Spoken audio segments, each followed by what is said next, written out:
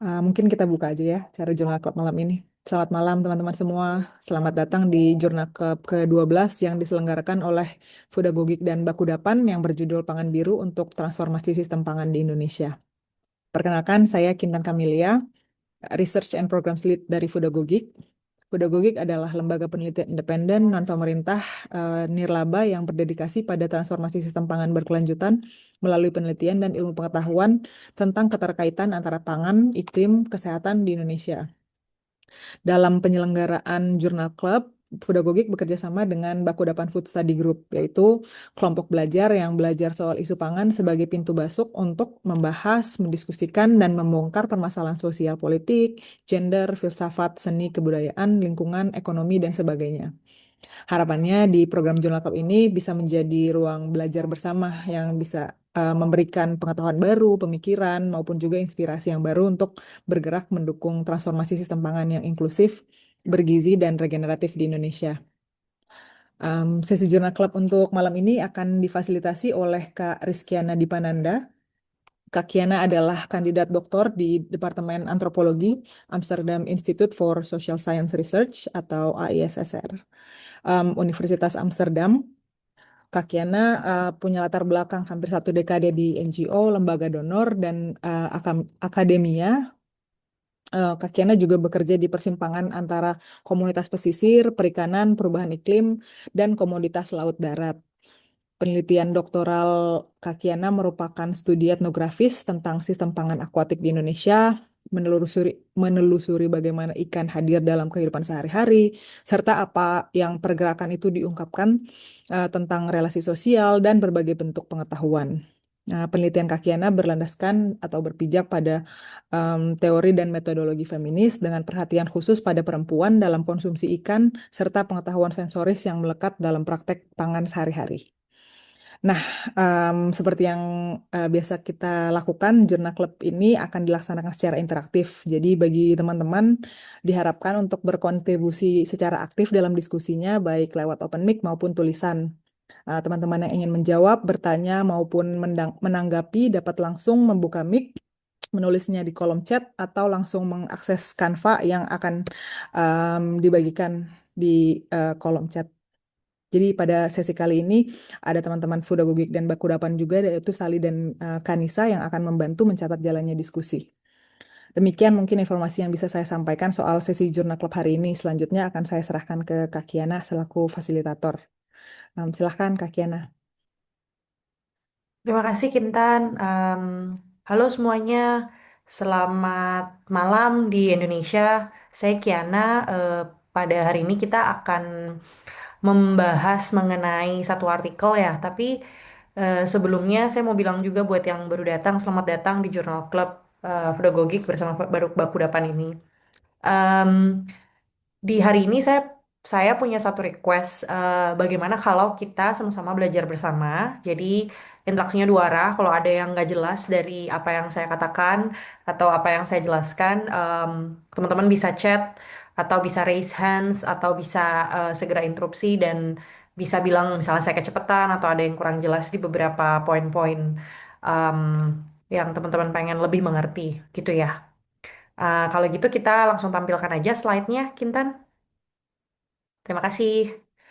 Nah, sebelum kita masuk ke paper hari ini, saya mau mulai dengan pertanyaan kecil yang mungkin terdengar sederhana, tapi cukup dalam kalau kita pikir bersama-sama.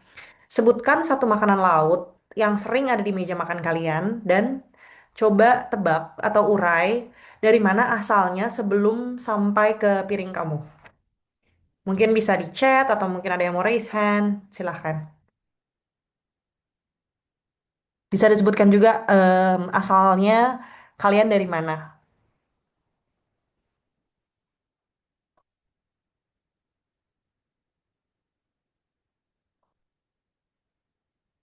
Oh, kurang kelihatan ya screen-nya.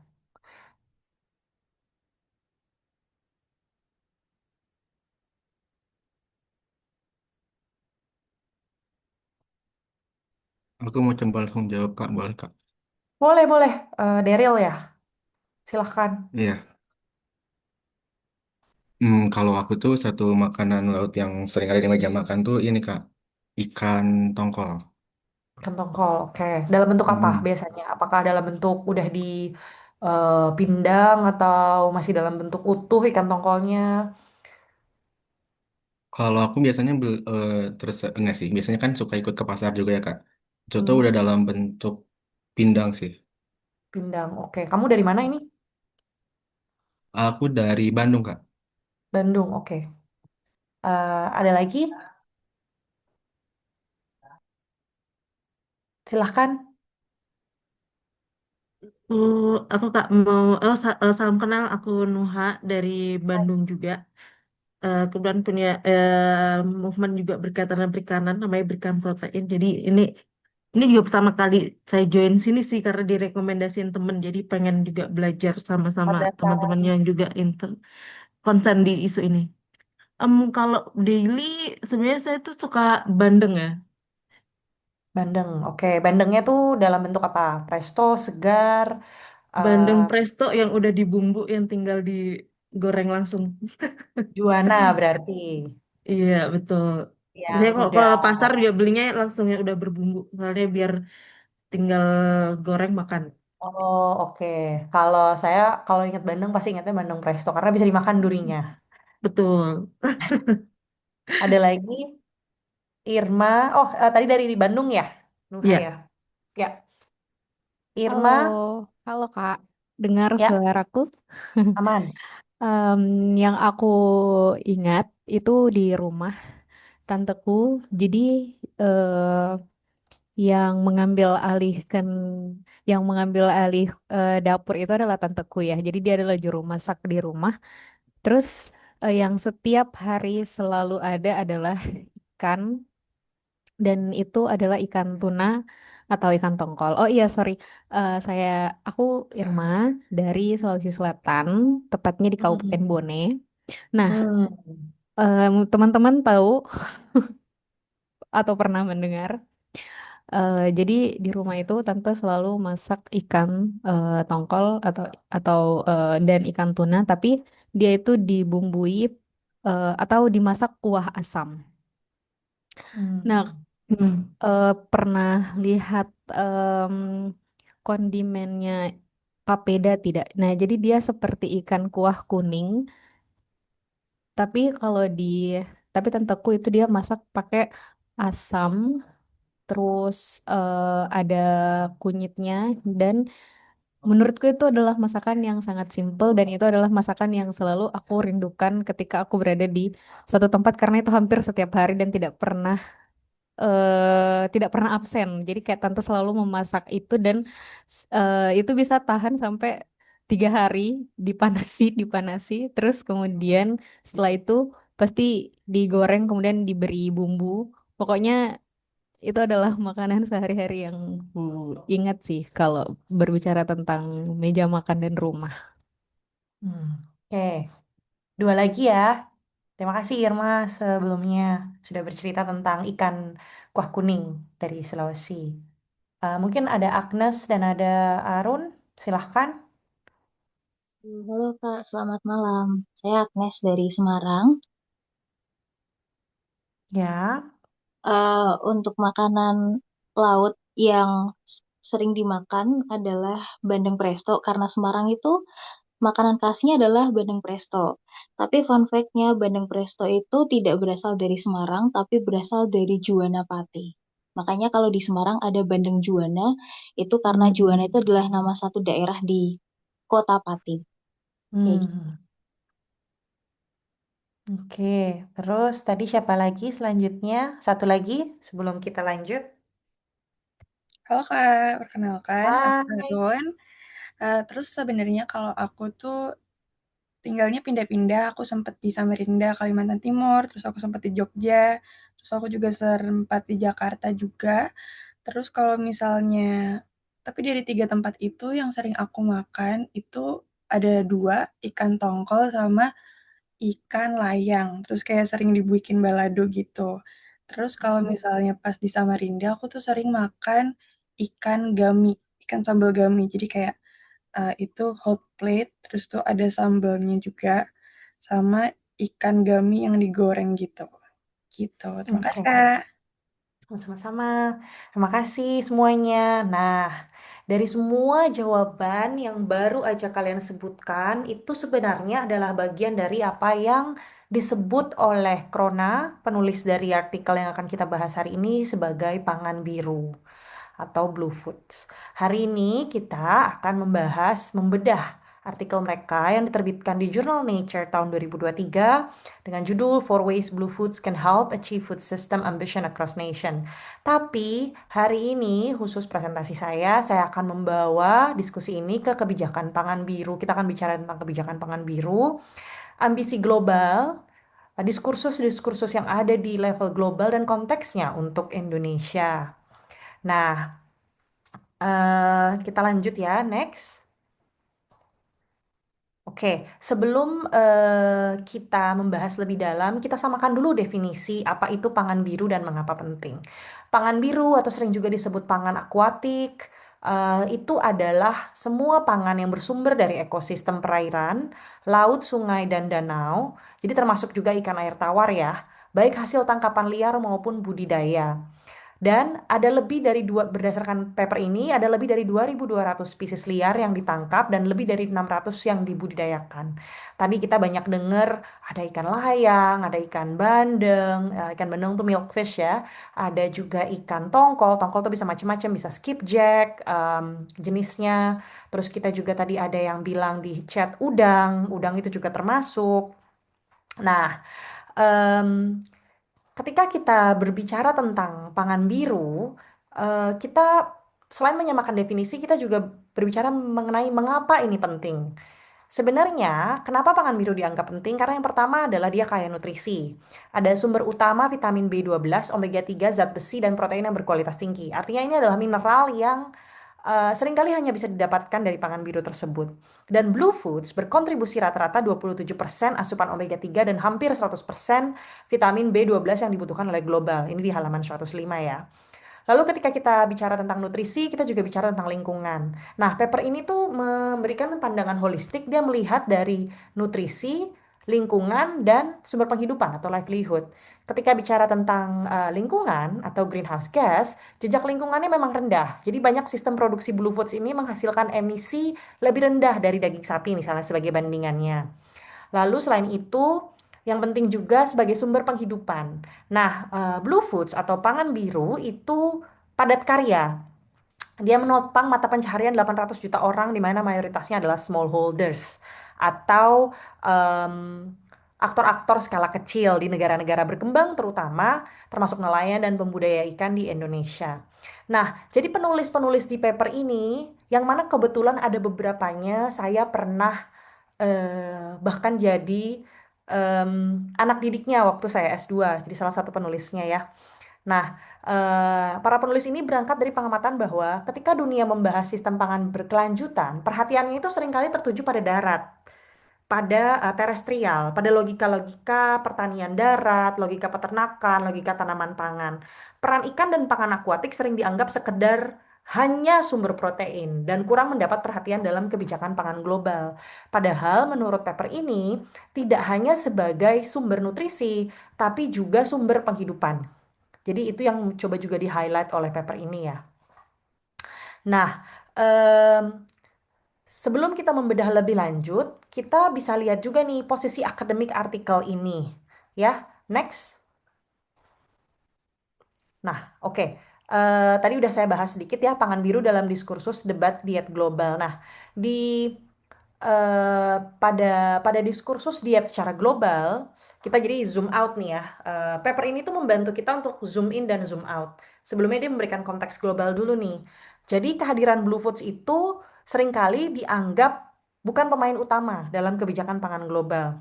Dan seringkali Blue Foods itu disederhanakan hanya sebagai ikan, padahal keragamannya jauh lebih daripada itu. Jadi misalnya ada rumput laut, ada jenis-jenis kerang misalnya. Nah, kebijakan kelautan seringkali juga kerap mengabaikan kontribusi pangan biru terhadap gizi dan penghidupan komunitas. Jadi, kelimpahan Blue Foods yang ada tuh invisible, tidak terlihat.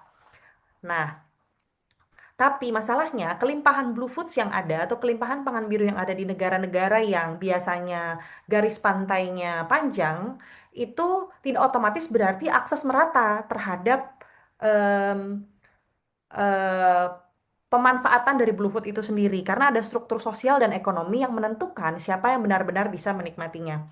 Saya pernah dengar selama saya kerja di NGO perikanan dan juga riset dunia perikanan dan kelautan, saya sering bilang gini, saya kan besar dan tinggal di Jakarta. Ketika saya pergi ke Bitung misalnya, saya beberapa kali kerja di Bitung di kelompok nelayan tuna, pull and line. Jadi nelayan yang dengan pull and line gitu, kapal pull and line. Mereka sering bercanda gitu sama saya. Mereka sering bilang, ah tapi Mbak, ikan di Jakarta itu kan sudah mati berkali-kali.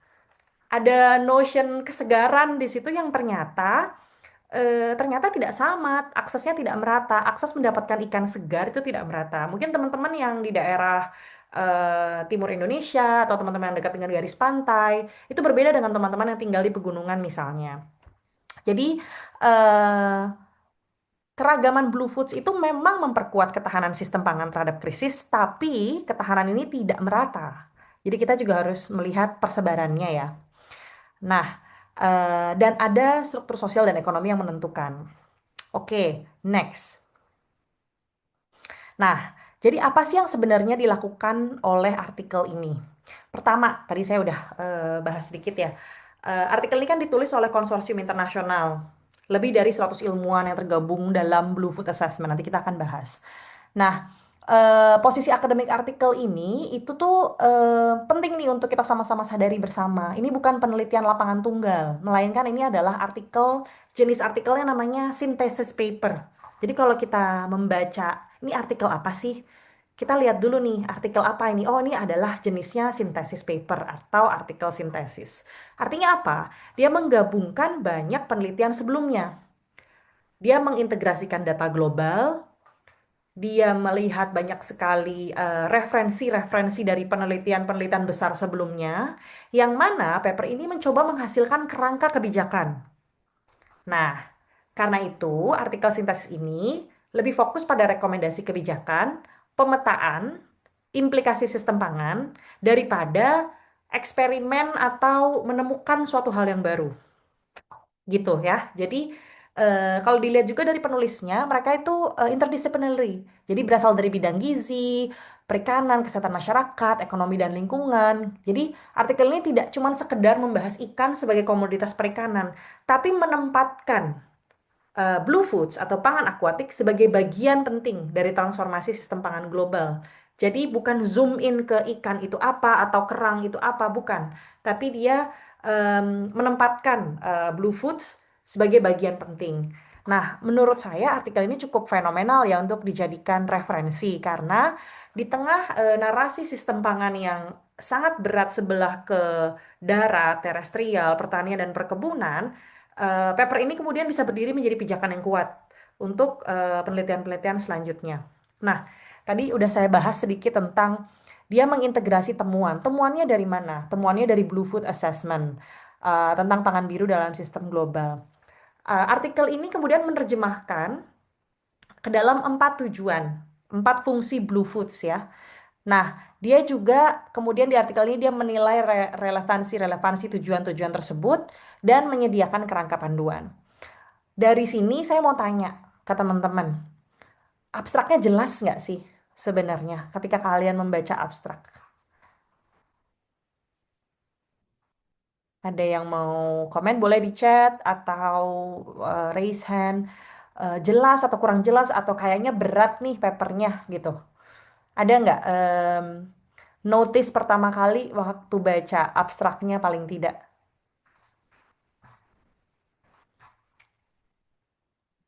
Aku Kalau mau dari coba, aku Kak. dulu ya. Oh, oke. Siapa? Daryl, silakan. Kalau menurutku tuh dia tuh kan cukup jelas ya di abstrak tuh dia ngasih tahu kayak 4 tujuan kebijakannya Blue Food tuh kayak gimana aja. Mm-mm, Yang saya mm-mm, tangkap tuh kan ada pemenuhan nutrisi penting, terus mm-mm. alternatif sehat selain daging merah, pengurangan jejak lingkungan, sama kontribusi terhadap perubahan iklim. Nah, cuman ada juga sih beberapa istilah yang kurang familiar gitu sih, Kak. Kayak Oke. misalnya terrestrial meat, terus pola isi objektif, kayak gitu-gitu kan sebenarnya. Jadi dia tuh cukup padat sih kalau menurut saya pribadi ya. Cuman secara tujuan apa yang sebenarnya mau di-highlight tuh cukup jelas. Ya, ya. Aku punya tips sedikit ya, bagaimana kita memahami em, istilah-istilah rumit dalam paper akademik.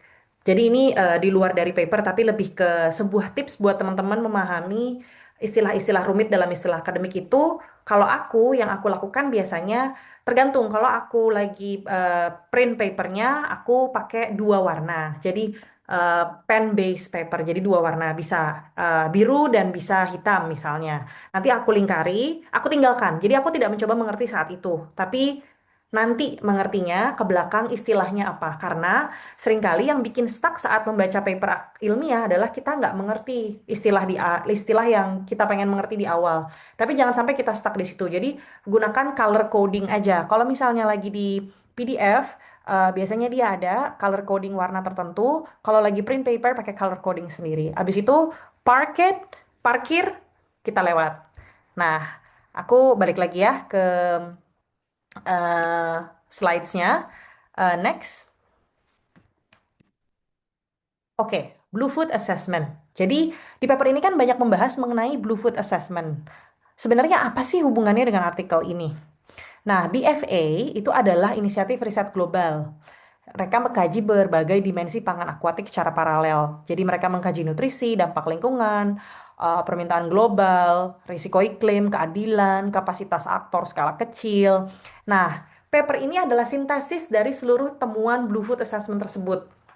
Jadi, BFA ini mengidentifikasi 4 fungsi utama pangan biru. Nanti kita akan bahas 4 fungsinya itu apa aja ya. Tapi buat teman-teman yang pengen tahu lebih lanjut mengenai studi-studi yang sudah dikumpulkan oleh Blue Food Assessment, bisa coba klik ke bluefood.earth. Jadi ini bisa diklik dan di situ tuh terangkum banyak sekali. Nah, tadi ada beberapa teman-teman yang cerita kerja di, misalnya ada yang diberikan protein, ada yang mungkin kerja di badan riset terkait dengan perikanan. Ini adalah bank data penting untuk bisa kita lihat karena nggak cuma Indonesia, di seluruh dunia ada. Jadi kita misalnya mau melakukan comparative study, kita mau melihat bagaimana Indonesia dalam konteks global, bisa dipakai bank datanya bluefood.earth ya. Oke, lanjut.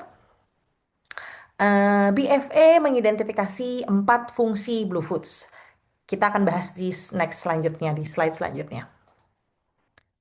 Nah, jadi Krona EO atau penulisnya menerjemahkan 4 fungsi itu menjadi 4 tujuan kebijakan. Jadi ada tujuan kebijakan yang pertama adalah kebijakan yang berfungsi untuk nutrisi. Jadi sebagai atau blue food sebagai sumber nutrisi kritis, critical nutrition. Fungsinya apa? Nah, paper ini juga kemudian menerjemahkan menjadi fungsi tersebut menjadi satu tujuan kebijakan yang bisa dioperasionalkan. Jadi yang menarik dari paper ini adalah dia melihat fungsi blue food dan kemudian melihatnya menjadi suatu kebijakan yang teroperasionalisasi. Menurut saya, pengalaman saya sebagai peneliti berbasis kualitatif, seringkali pada saat kita melakukan penelitian, yang paling sulit dari menerjemahkan findings atau temuan kita adalah mengoperasionalkan apa yang sudah kita temukan. Nah, paper ini adalah salah satu contoh yang mampu mengachieve atau sampai dia pada fungsi mengoperasionalkan. Jadi contoh misalnya, ketika Blue Foods itu punya fungsi, ada 4 fungsi. Yang pertama fungsi nutrisi. Sebenarnya fungsi nutrisi itu maksudnya apa sih? Fungsi nutrisi itu maksudnya adalah, oh Blue Foods itu ternyata mampu untuk mengurangi defisiensi B12 dan omega 3. Dimasukkanlah, dioperasionalkanlah sebagai fungsi nutrisi. Yang kedua, Blue Foods ternyata mampu loh mengurangi jejak greenhouse gas dalam diet pangan kita. Oh, makanya dia masuk fungsi jejak lingkungan. Ini ada fungsi alternatif daging sebenarnya masuk juga ke fungsi nutrisi ya. Dia mengurangi beban penyakit kardiovaskular. Nah, itu masuk lagi ke fungsinya, fungsi kesehatan. Nah, lalu ada juga fungsi yang keempat ya kalau nggak salah, ini fungsi penghidupan, livelihood, dan culture. Jadi fungsinya Blue Foods itu juga menjaga ketahanan sistem pangan di tengah perubahan iklim. Nah, yang menarik dari paper ini, dia juga meng-highlight, itu bisa dilihat di figur 1 halaman 108 ya. Nah, di situ disebutkan bahwa keempat tujuan yang sudah dioperasionalkan oleh Krona itu tidak berlaku sama untuk semua negara. Ini yang menarik. Ada konteks. Konteks menentukan relevansi.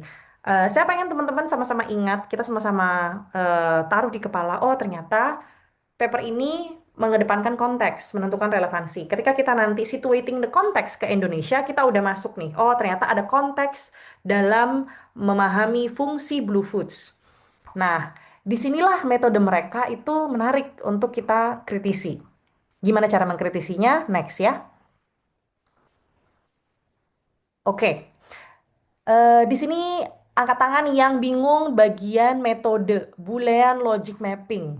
Saya angkat tangan duluan deh. Pas saya baca, duh bingung juga ya. Gimana cara ngejelasin Boolean logic mapping di saat saya nggak pernah melakukan metode ini? Oke, Irma kebingungan di bagian ini. Ini menurutku mungkin adalah bagian yang cukup challenging ya. Daryl juga dalam memahami paper pasti ada nih bagian yang challenging. Biasanya adalah bagian metodologi, apalagi ketika kita belum pernah menjalankan metode tersebut. Tapi nggak apa-apa, kita pelan-pelan aja kita lihat. Pertama, ketika kita melihat metodologi, kita harus lihat dulu pendekatan yang dia pakai apa. Nah, ternyata pendekatan yang dipakai oleh paper ini disebut Boolean logic mapping. Sebenarnya cara kerjanya gimana sih Boolean logic mapping?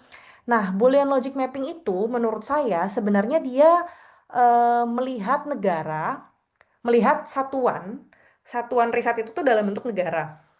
Jadi setiap negara itu diperiksa berdasarkan variabel proxy, menggunakan data publik yang tersedia. Jadi dia mungkin ngambil dari bank data tertentu, mungkin dia ngambil dari data-data besar seperti yang tadi udah saya sebutkan, tadi mungkin dia ngambil dari BFA, dari Blue Earth, mungkin juga kalau di Indonesia ngambil dari BPS misalnya. Nah, mereka menggunakan data publik yang tersedia, misalnya mereka membenturkan relevansi keempat tujuan tersebut. Jadi dipetakan berdasarkan per negara.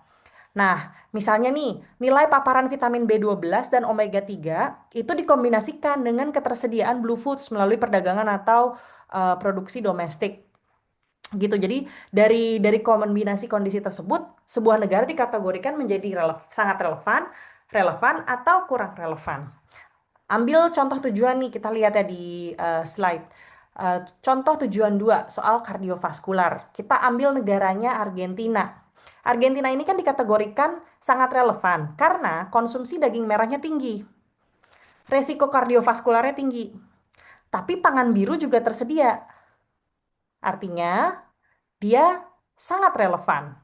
Sementara Indonesia dilihat di sini di bawahnya, kita bisa lihat di Indonesia ini dia dikategorikan kurang relevan untuk tujuan ini karena konsumsi daging merahnya relatif rendah. Jadi, kondisi relevansi itu ditentukan oleh literatur kunci dan penilaian para ahli dari tim penulis interdisipliner yang menulis paper ini. Jadi, relevan atau tidak relevan itu dilihat dari data yang didapatkan. Nah, akhirnya pada saat saya baca, oh pas ada keterbatasan nih, berarti ada limitasi riset.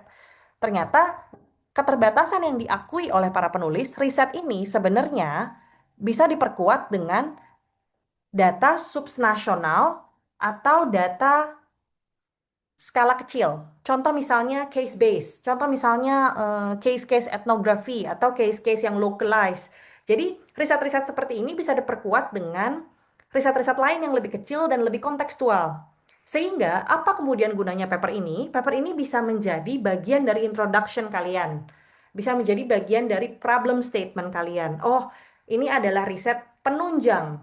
Kenapa riset-riset yang lebih kecil atau yang kontekstual dibutuhkan? Nah, ini juga bisa menjadi bagian dari memahami Indonesia yang dilihat dari konteks global. Ya, next.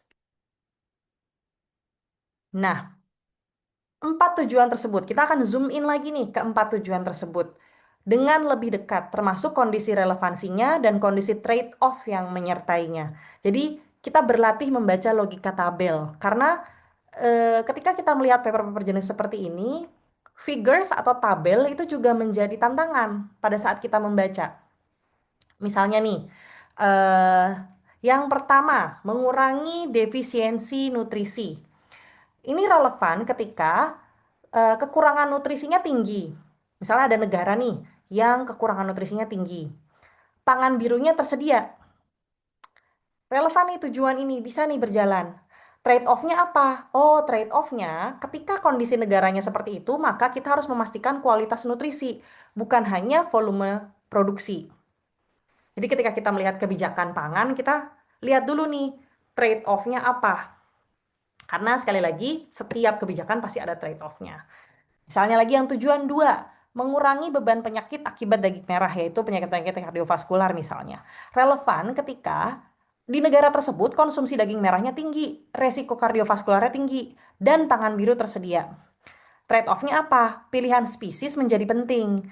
Jadi, jangan sampai efisiensi produksi itu mengorbankan nilai nutrisi.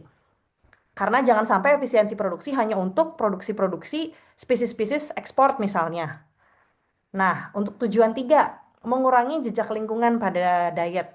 Relevan ketika konsumsi daging ruminansia. Mungkin ada teman-teman yang bingung, daging ruminansia tuh apa sih? Ada yang tahu nggak daging ruminansia? Yang punya kelenjar susu. Betul, daging yang biasanya berkaki empat, hewan yang biasanya berkaki 4 gitu. Nah, balik lagi, relevan ketika konsumsi daging ruminansianya tinggi. Ada negara nih yang dia ternyata seperti Argentina tadi, konsumsi daging merahnya tinggi, tapi pangan biru tersedia. Jadi trade-off-nya apa? Manfaat lingkungan itu bisa hilang kalau dimensi nutrisi tidak dipertimbangkan dalam kebijakan produksi. Nah, tujuan 4, menjaga ketahanan sistem pangan. Relevan ketika ada sebuah negara nih, ini pangan biru nih berkontribusi signifikan banget nih sama gizi, lapangan kerja, ekspor. Dan ternyata terancam bahaya perubahan iklim. El Nino, abrasi, dan segala macam. Sounds familiar ya, kayak negara siapa gitu kan. Jadi ini kita juga bisa melihat bahwa, oh Indonesia tuh di mana ya letaknya. Gitu. Kalau aku banyak lihat nih Indonesia nih, bisa juga nih di tujuan nomor 4 nih. Karena ternyata trade-off-nya, spesies yang toleran terhadap perubahan iklim, misalnya belum tentu yang paling bergizi. Misalnya juga teman-teman bisa lihat kita nih di Indonesia ini seringkali ada glorifikasi ikan salmon misalnya. Tapi apakah ikan salmon itu adalah ikan native di Indonesia?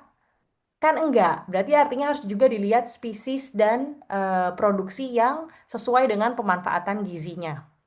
Ya, ini cara membaca logika tabel di tabel 1. Next. Oke, sekarang kita bahas overlap antara tujuan kebijakan dan peluang dari co-benefits. Nah, salah satu temuan yang cukup menarik dari artikel ini adalah tentang tumpang tindih antar tujuan kebijakan. Jadi sebenarnya ini bisa jadi membuka peluang win-win ya. Ternyata di halaman 107, 91 negara dengan defisiensi vitamin B12 ternyata juga menunjukkan defisiensi omega 3 yang tinggi. Artinya, ketika kita mempromosikan pangan biru, 2 masalah sekali gebuk nih. Bisa kemudian terselesaikan, tanda kutip ya, walaupun tidak sesimpel itu. Terus, misalnya juga 75% dari negara-negara, 70% dari 89 negara dengan kebijakan omega 3 relevan memiliki pengurangan jejak lingkungan yang juga relevan. Jadi, sama nih ketika kita mendukung kebijakan pemanfaatan omega 3, maka itu sebenarnya juga bisa mengurangi greenhouse gas atau jejak lingkungan. Jadi sama-sama relevan. Nah, ada lagi 82% dari 22 negara dengan resiko kardiovaskular tinggi itu bisa mengurangi konsumsi daging ruminansianya sekaligus menjawab isu kesehatan dan lingkungan. Yang terakhir, 50% dari 103 negara di mana Blue Foods itu penting untuk penghidupan, ternyata juga bisa mengurangi jejak lingkungan konsumsi daging ruminansia. Implikasinya apa? Kebijakan yang mengurangi malnutrisi melalui adaptasi iklim itu ternyata juga bisa loh menjamin pekerjaan yang berkualitas dan menghapus hambatan akses manfaat ekonomi.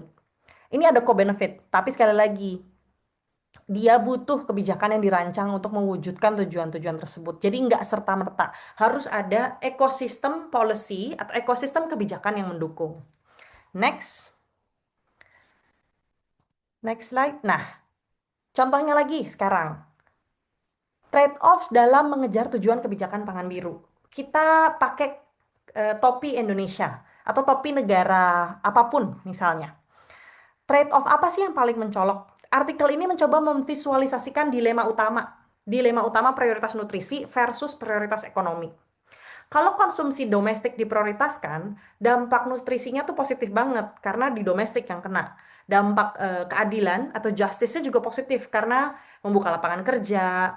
Tapi pendapatan ekspor berkurang dan dampak lingkungannya nggak pasti karena ada produksi besar-besaran dalam negeri.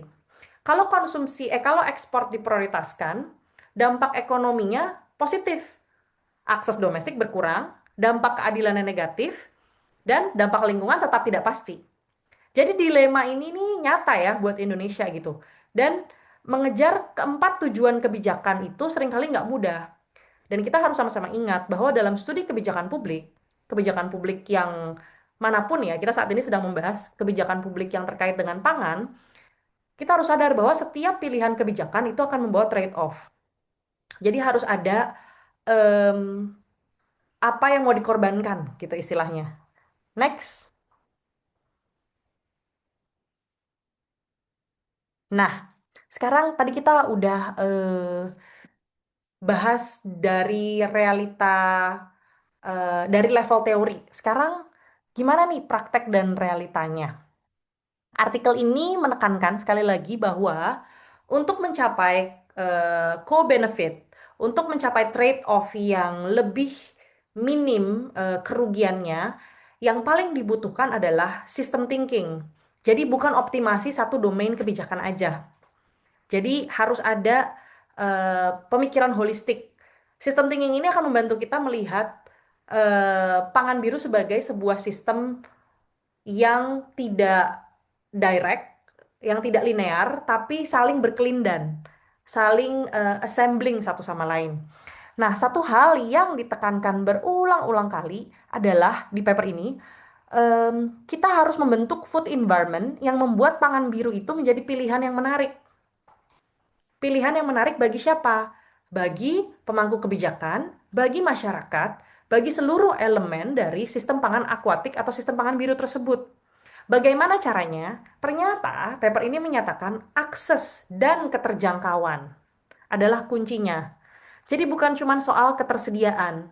Tersedia mah ada, Indonesia mah banyak ikannya. Tapi bagaimana dengan aksesnya? Bagaimana dengan keterjangkauannya? Keterjangkauan tuh bisa macam-macam ya. Bisa keterjangkauan secara finansial, keterjangkauan secara infrastruktur, keterjangkauan secara kesegaran, level kualitas. Dan di sini tuh rumit. Kita kemudian bicara tentang minimnya cold chain, harga yang mahal, misalnya harga es yang semakin tinggi. Mungkin buat teman-teman yang di perikanan aware ya dengan rumitnya cold chain tersebut. Nah, em, dan ada temuan menarik juga nih, ternyata di paper ini. Pendapatan saja ternyata bukan prediktor yang baik untuk konsumsi pangan biru. Jadi, ketika pendapatan naik, belum tentu konsumsi pangan biru itu naik. Nah, jadi jadi kita juga harus bisa lihat bahwa komoditas pangan biru ini tidak melulu soal dia murah atau mahal. Ternyata juga ada elemen bagaimana kita meningkatkan masyarakat agar lebih mau makan panganan biru menjadi panganan utama. Silahkan Arun. Halo Kak, tapi aku mau nanya perbedaan Iya, antara akses, keterjangkauan, dan juga ketersediaan gitu. Karena aku masih nggak terlalu paham pembedanya gitu. Thank you. tadi perbedaan apa aja aku catat dulu. Akses, Perbedaan keterjangkauan, dan ketersediaan. akses, keterjangkauan, Dan dan ketersediaan. ketersediaan. Ada nggak teman-teman yang mau jawab sebelum aku jawab? Oke, ini adalah pilar food system ya. Kalau teman-teman yang udah familiar dengan logika sistem pangan. Nah, Yang pertama adalah konsep ketersediaan atau availability. Pertanyaannya, apakah pangan itu ada? Jadi fokusnya pada produksi dan pasokan. Ketika kita bicara ketersediaan, maka itu pertanyaan kita. Yang kedua, akses. Pertanyaannya, apakah masyarakat dapat memperoleh ikan tersebut atau pangan biru tersebut? Jadi fokusnya pada distribusi dan kemampuan untuk menjangkau. Itu akses. Nah, keterjangkauan atau affordability itu apakah masyarakat mampu membelinya. Jadi ada harga dan daya beli. Jadi tiga konsep yang berbeda tapi saling terkait gitu. Contohnya misalnya, untuk ketersediaan atau availability. Ketersediaan itu mengacu pada jumlah pangan yang tersedia dalam satu wilayah. Misalnya contoh, produksi ikan nasional meningkat, pasokan ikan melimpah di pasar, hasil tangkapan dan budidaya cukup untuk memenuhi kebutuhan masyarakat. Nah, itu contoh Indonesia ya, produksi ikan nasional tinggi, tapi di beberapa daerah pegunungan atau daerah terpencil, pasokan ikan tetap terbatas. Itu namanya ketersediaan, permasalahan di ketersediaan. Untuk akses, akses berarti kemampuan masyarakat untuk memperoleh pangan yang tersedia. Akses itu dipengaruhi macam-macam. Akses itu jarak ke pasar, infrastruktur transportasi, jaringan distribusi, kondisi geografis, macam-macam. Jadi ikan tersedia nih di kota, pelabuhan gitu. Tapi masyarakat di kota tersebut ada beberapa yang mereka sulit untuk mendapatkannya karena distribusinya buruk. Mereka nggak punya alat untuk ke pelabuhan, nggak punya kendaraan untuk ke pasar. Ketersediaan ada, akses rendah. Keterjangkauan itu berkaitan dengan kemampuan ekonomi, selalu dikaitkan dengan variabel ekonomi. Dipengaruhi oleh harga pangan, pendapatan rumah tangga, dan daya beli masyarakat. Jadi, ikan salmon tersedia di supermarket di Jakarta dan mudah diakses. Tapi banyak keluarga tidak mampu membelinya karena harganya mahal. Itu adalah masalah keterjangkauan. Gitu ya. Semoga menjawab ya, Arun. Oke, udah menjawab, Kak. Thank you. Sama-sama. Now, sekarang next. Kita akan membahas apa nih selanjutnya? Oke, situating the context, konteks Indonesia. Nah, kita masuk ke kondisi yang lebih dekat nih, keseharian kita. Negara dengan kepulauan lebih dari 17.000 pulau. Punya hubungan yang sangat dalam dengan pangan biru. Secara ekonomi, budaya, ekologis, rasa, jiwa. Nenek moyangku seorang pelaut. Di beberapa daerah belum makan kalau belum makan ikan. Banyak sekali narasi-narasi yang sangat dekat dengan Indonesia dengan pangan biru. Eh, Seperti yang akan kita lihat, Indonesia itu relevan gitu di paper ini. Tapi yang mau saya highlight dari paper ini adalah tidak berarti semua warganya merasakan manfaat yang sama. Nah, kita bahas nih dalam paper ini. Tujuan satu, defisiensi nutrisi buat Indonesia itu sangat relevan karena Indonesia itu rentan defisiensi omega 3, blue foodsnya tersedia tapi aksesnya tidak merata. Tujuan dua, kardiovaskular. Kurang relevan karena konsumsi daging merah Indonesia itu relatif rendah. Biasanya didominasi di kota-kota besar atau di level masyarakat dengan pendapatan tinggi. Tujuan tiga, jejak lingkungan atau GHG-nya ya. Relevan karena substitusi parsial daging dengan blue foods berpotensi menurunkan emisi pada diet nasional. Tujuan 4, tadi kita udah sempat bahas ya, sangat relevan karena negara Indonesia ini sangat bergantung pada perikanan dan ancaman iklimnya nyata, sudah sangat dirasakan oleh banyak orang. Tapi sebenarnya yang paling menarik menurut saya dan sebenarnya nggak di zoom in di paper ini karena paper ini nggak melihat konteks Indonesia, tapi saya mencoba melihat dari paper ini adalah ada satu konteks yang kita nggak bisa abai di Indonesia, yaitu triple burden of malnutrition. Apa itu triple burden of malnutrition? Yang pertama, stunting. Stuntingnya masih tinggi. Tapi bersamaan dengan stunting, kita juga punya permasalahan obesitas yang meningkat. Dan yang ketiga, yang menurut saya alarming, karena tidak terlihat nih, invisible, adalah defisiensi mikronutrien yang meluas. Ketiganya tuh bisa terjadi bersamaan dalam satu komunitas gitu. Bahkan dalam keluarga yang sama pun bisa. Ketika dia punya anak yang stunting, bapaknya obesitas, ibunya defisiensi mikronutrien. Nah, pangan biru itu punya potensi unik untuk menjawab ketiganya sekaligus. Mungkin teman-teman ada sampai di sini ada yang mau komen atau ada yang mau share mengenai triple burden of malnutrition di Indonesia. Pernah nggak, aware nggak, atau iyakah keadaannya seperti itu? Sounds familiar nggak sih? Mau Ya, menanggapi. Numa silakan.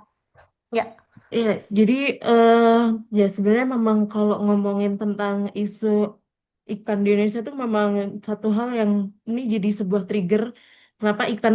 Jadi pertanyaan sederhana dari kenapa ikan melimpah, tapi kenapa kita nggak selesai-selesai masalah triple burden malnutrition nih. Jadi kan secara logika ya udah kenapa nggak orang Indonesia makan aja ikan gitu. Dan apalagi dari Kementerian Kelautan Perikanan pun juga mereka udah bikin gerakan gemar ikan tuh udah dari zaman kapan tahu gitu, tapi ternyata nggak solve juga gitu. Nah, ini juga yang bilang saya diberikan protein, ini yang juga kita melihat yang tadi mungkin dari Kak Kina sempat mention ya terkait dengan melihat dari sisi sistem gitu.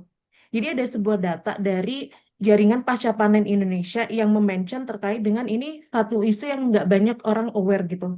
Jadi ada missing link antara kita baru ngomongin tentang link miss and match antara ketersediaan dengan konsumsi apa namanya ikan di Indonesia gitu. Jadi ternyata di Indonesia itu berapa persen ya? Pokoknya intinya banyak orang Indonesia tuh nggak suka makan ikan gitu. Ini banyak aspeknya yaitu adalah terkait dengan preferensi makanan gitu. Dimana orang Indonesia tuh ngeliat makan ikan tuh ribet banget gitu. Kayak harus ngupas durinya, terus juga untuk dari pengolahannya pun juga minim inovasi gitu. Karena selama ini kalau kita makan ikan opsinya cuma dipepes, walaupun diolah juga paling jadi mentok-mentok, jadi otak-otak, jadi pempek gitu. Dan ini tuh jadi sesuatu yang buat apa ya anak-anak kita ya zaman sekarang mungkin juga jadi boring gitu dan makanya pola konsumsi ini tuh yang akhirnya membuat kenapa masalah malnutrisi itu nggak terselesaikan ya itu adalah karena orang-orang tuh nggak enjoy gitu untuk makan ikan itu. Terlepas dari aksesibilitas yang ikan tuh lebih mahal ya dibandingkan protein yang lain kayak gitu. Jadi akhirnya diberikan protein juga kita melihat bagaimana cara menjembatani ini dan akhirnya di sini yang turun tangan tuh adalah teman-teman dari teknologi pangan untuk gimana caranya orang anak-anak Indonesia ini dia bisa makan ikan tapi dengan cara yang lebih fun gitu. Makanya akhirnya ada intervensi dari bioteknologi dan lain-lain. Nah, itu satu hal yang isu juga kenapa konsumsi di Indonesia itu ikan tuh rendah gitu. Nah, termasuk juga diberikan protein.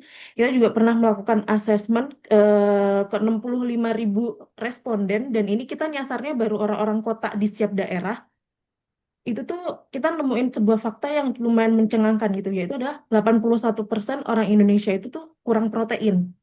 Ini belum ngomongin tentang mikronutrien ya karena protein itu kan masih di zat gizi makro gitu. Tapi ternyata di Indonesia kurang protein gitu. Itu tuh sebuah apa ya alarm besar gitu karena ketika kita ngomongin stunting terus juga obesitas itu bisa dinetralkan dengan konsumsi protein terus juga terkait dengan apa namanya kemampuan berpikir dan lain-lain itu tuh bergantung pada asupan protein dan mungkin kita bisa lihat di negara-negara maju mereka itu apa namanya brand developmentnya itu lumayan bagus karena konsumsi proteinnya tuh bagus. Nah ini akhirnya berikan protein tuh memang kita melihat kita punya ikan, tapi kenapa banyak banget miss-miss itu gitu. Dan akhirnya kita ya, coba melingkan untuk menjawab itu gitu. Jadi mungkin ya. kalau jadi jadi insan ini menarik karena memang ini tuh kan dari sisi apa namanya akademisi dan dari segi teori gitu. Dan mungkin di sini saya mau menceritakan terkait dengan apa yang terjadi di lapangan gitu. Jadi memang Ya, ya, agak kompleks ya isu eh, ini di Indonesia gitu. Dan ya. ya Saya mau sepertinya nambahin sedikit sih, Mbak Nuha tadi kan sempat mention tentang bagaimana meningkatkan em, demand untuk makan ikan dari anak-anak. Nah, ya saya di penelitian saya, salah satu temuannya adalah seringkali ibu-ibu itu memiliki kesulitan dalam memberikan makan ikan kepada anak karena ikan itu kan berduri, sehingga harus dibuka durinya. Nah, ternyata ini erat kaitannya dengan double burden of work of women dalam rumah tangga. Jadi beberapa responden saya mengatakan bahwa eh, sulit sekali untuk secara konsisten memberikan makan ikan karena lelah, karena harus meboning ya atau kalau bahasa Jawanya ngoncei ya apa sih mensuir suir, jadi harus disuir gitu. Nah, eh, Sebenarnya saya cuma pengen mengajak teman-teman untuk melihat pandangan tuh tidak cuman hanya sebagai secara sistem, tapi juga secara holistik. Jadi dari sisi culture juga, dari sisi pandangan feminisme juga, dari gender juga. Oh, ternyata gender work itu ternyata lebih berat untuk memberikan makan kepada anak ikan ketika ikan tersebut banyak durinya.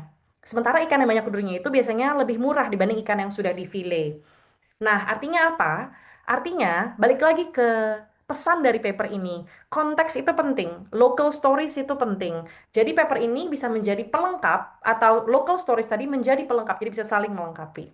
Kita ada satu lagi, Yudiandra Yuwono, silahkan. Ini kayaknya tentang cold chain ya. Enggak sih, ini sebenarnya ngelanjutin yang tadi disampaikan Mbak Nuha. Cuma nyampein sedikit doang nih, soalnya ketika kita ngomongin suatu solusi ya, eh, yang bentuknya eh, mungkin merubah kebiasaan gitu. Disclaimer-nya sedikit, saya bukan ahli masyarakat, bukan dari social science, cuman notes yang menarik di Indonesia itu dulu banget Indonesia bisa bikin, not saying baik atau benar ya, tapi bisa bikin dari Sabang sampai Merauke itu makan nasi. Jadi kayak if for something yang sebenarnya buruk, saying bahwa nasi itu sebenarnya sangat intensif ketika tadi Mbak Kiana bilang proses untuk ngasih makan itu ikan itu susah, nasi sebagai karbohidrat itu juga sebenarnya sangat proses intensif dan sangat mahal karena di banyak tempat sebenarnya nggak sesuai. Jadi ketika Indonesia dulu pernah bikin dari Sabang sampai Merauke berhasil jadi berasisasi zaman dulu itu, sebenarnya ketika ada sesuatu yang well mungkin lebih masuk di lokal konteks karena balik lagi ikan pun juga harus diakses eh, per konteks, maybe bisa berhasil ketika ada suatu metode yang entah dijalankan secara sistem atau entah di enforce to some extent gitu. Jadi not saying itu baik atau buruk, cuman ya ketika kita merasa ada suatu kesulitan eh, membuat adanya suatu adopsi dari entah teknologi, entah pangan, entah apa atau perubahan itu, well somehow Indonesia punya dua jejak yang menarik, satu si berasisasi itu, satu lagi si kerosen ke LPG yang mungkin di riset di mana-mana selalu dibahas sebagai salah satu yang paling berhasil regardless of prosesnya di dalamnya kayak gimana dalam memaksa adanya adopsi suatu proses atau teknologi. Ya, thank you banget. Ini a provokatif komen dari Mas Yudiandra. Ini komen yang tajam dan kenapa saya bilang provokatif karena iya memang kita punya pola makan nasi atau beras yang sangat luas. Sementara tadi Mbak Nuha sempat bilang gerakan makan ikan atau gemar ikan itu tuh sudah hampir berapa belas tahun dikelola oleh KKP. Jadi kampanye gizi dan konsumsi jangka panjang yang nggak pernah hadir dalam konteks kampanye politik. Ikan diasosiasikan dengan pangan rakyat kecil, pangan sisir, pangan yang biasa. Jadi ini saya singkat aja karena agak keluar dari paper sebenarnya, tapi ini adalah bukti nyata dari apa yang artikel itu sebut tentang pentingnya food environment. Jadi bukan hanya ketersediaan dan keterjangkauan, tapi juga makna sosial dan politik dari pangan itu sendiri. Nah, yang menentukan apakah orang mau mengkonsumsinya. Jadi sepertinya ada makna sosial dan politik dari beras, sehingga dia menjadi makanan yang dominan dimakan oleh masyarakat di Indonesia, yang itu belum ada nih di ikan. Jadi kita perlu ada pertanyaan yang kemudian bisa kita bungkus kembali dan bisa kita tanyakan bersama. Narasi tentang pangan biru ini sebenarnya sedang dibangun oleh siapa, untuk siapa, dan dalam bayangan Indonesia yang seperti apa, gitu. Jadi eh, this is a very important question sebenarnya buat kita jawab sama-sama ya. Tapi sebelum kita buka diskusi lebih besar, eh, mau next slide dulu ya karena masih ada slide selanjutnya ini sebenarnya nyambung ke pertanyaan saya yang tadi. Co-benefitsnya untuk siapa dalam konteks Indonesia? Narasi tentang pangan biru ini sedang dibangun oleh siapa, untuk siapa, dan dalam bayangan Indonesia yang mana? Dalam konteks MBG, ini singkat aja, MBG ini menyebut protein hewani tapi tidak secara eksplisit memprioritaskan blue foods. Sehingga sebenarnya ada peluang memasukkan ikan lokal sebagai sumber protein utama yang mendukung nelayan skala kecil. Hal ini bisa dilakukan melalui rantai pasok MBG. Tantangannya apa? Saat ini MBG belum punya theory of change yang jelas dan sistem monitoring yang kuat, sehingga peluang ini bisa aja miss. Gitu. Jadi peluangnya ada, tapi harus dibarengi dengan theory of change yang kuat. Nah, lalu juga ada tegangan antara ekspor versus konsumsi domestik ya. Nah, artikel ini menyebutkan contoh kasus di Chile. Jadi, meningkatnya ekspor pangan biru, blue foods yang keluar dari negara tersebut itu ternyata berkorelasi dengan menurunnya konsumsi nasional. Menurut teman-teman, apakah Indonesia sedang berjalan ke arah yang sama atau enggak?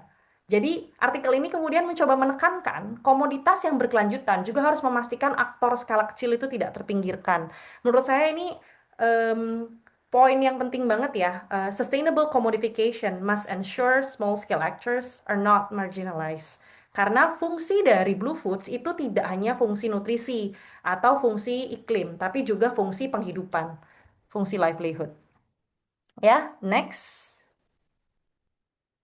Nah, kita bahas bias dan kritik terhadap artikel ini.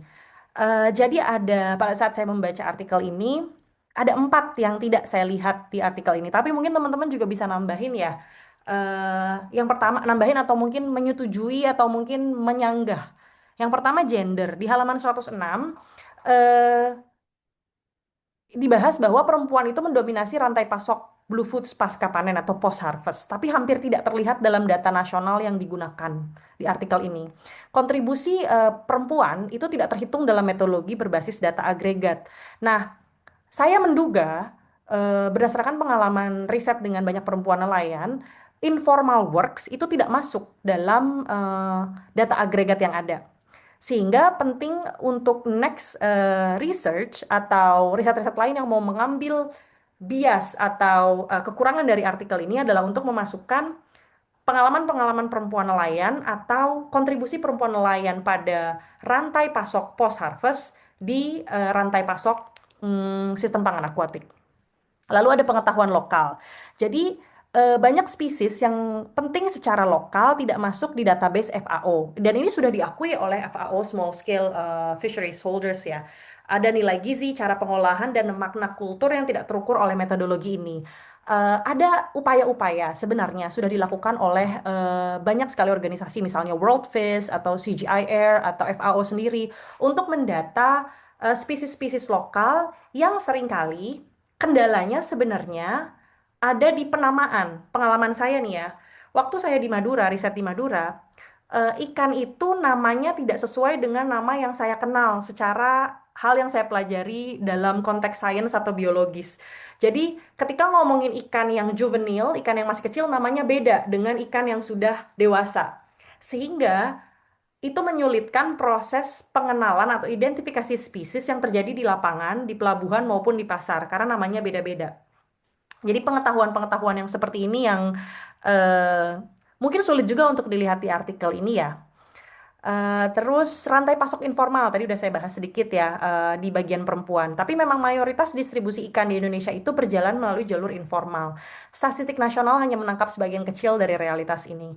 Pengalaman saya di lapangan, waktu saya kerja dengan banyak sekali nelayan-nelayan skala kecil, pendaratan atau landing, post landing itu seringkali tidak terjadi di pelabuhan pendaratan ikan, tapi terjadi di ceruk-ceruk pantai di mana small scale fisheries dengan gross ton kecil itu bisa mendarat dan kemudian mendaratkan ikan di sana. Sehingga dalam rantai pasok informal tidak bisa dihitung jumlah ikan yang dalam pendaratan informal tersebut. Jadi mayoritas distribusi ikan di Indonesia itu melalui jalur-jalur landing yang informal. Sementara statistik nasional KKP itu hanya menangkap sebagian kecil dari ikan yang landing di formal pelabuhan pendaratan ikan. Nah, ini juga Kintan menambahkan di chat, oh ada juga nih, ibu-ibu yang bekerja di pasca panen sekitar pantai hanya mendapat kepala dan bagian sekitar tulangnya saja. Ternyata banyak juga ya cerita-cerita di lapangan. Nanti aku baca chatnya. Tapi kita lanjutin dulu. Nah, sekarang skala subnasional. Pada halaman 107, data rata-rata nasional itu melihat bahwa Indonesia memang relevan nih. Paper ini menyatakan bahwa, tapi rata-rata pada saat kita bicara agregat data nasional, maka ada yang tersembunyi nih ketimpangan antar pulau, antar kelas, dan antar kelompok. Jadi tidak berarti semua warga merasakan manfaat yang sama. Aku rasa ini adalah kekurangan dari riset-riset yang mengambil data agregat. Tetap harus dibutuhkan sensitivitasan terhadap data. Bahwa data ini tidak bisa dilihat secara homogen realitas yang ada. Next, rekomendasi lanjutan. Oke. Di sini teman-teman macam-macam ya, banyak banget hadir dari berbagai bidang dan background. Untuk peneliti dan praktisi. Kerangka Blue Food Assessment ini, seperti yang tadi aku udah bilang, ini adalah bank data ya. Ini bisa jadi titik masuk. Tapi gen lengkapi dengan data kualitatif dari level subnasional, lokal, dan komunitas yang menangkap realitas yang tidak terlihat dalam statistik nasional. Tapi tetap paper ini memberikan kita pintu masuk, knocking the door, yang menurutku cukup kuat ya untuk kita melihat relevansi per negara. Apalagi buat teman-teman yang pengen riset komparatif negara satu dengan negara yang lain, misalnya membandingkan negara-negara di Asia Tenggara, itu bisa dipakai juga. Lalu untuk pembuat kebijakan, em, program seperti MBG adalah peluang konkret untuk menghubungkan kebijakan nutrisi dengan sistem pangan akuatik lokal. Tapi butuh theory of change yang jelas dan mekanisme monitoring yang kuat. Dan untuk kita semua yang hadir, pertanyaan co-benefit untuk siapa itu perlu terus diajukan secara kritis setiap kali ada kebijakan pangan biru yang diusulkan di berbagai level. Ini menutup presentasi dari aku. Next kita akan diskusi, kita akan lihat chat di sini macam-macam. Mungkin ada yang mau menanggapi, ada yang mau explore sedikit yang udah diomongin di chat. Mungkin bisa raise hand, bisa dielaborasi cerita-ceritanya. Mungkin ada Irma,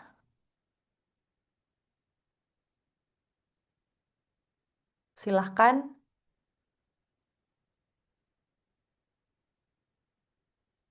Nggak ada ya? Oke, ada yang mau menanggapi?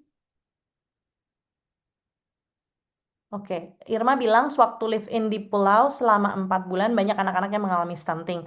Mereka lebih sering disajikan mie instan dan ikan asin, sedangkan ikan-ikan tangkapan yang berkualitas tinggi dipilih untuk dijual dibanding dikonsumsi sendiri. Iya, ini logika yang banyak sekali terjadi di masyarakat pesisir.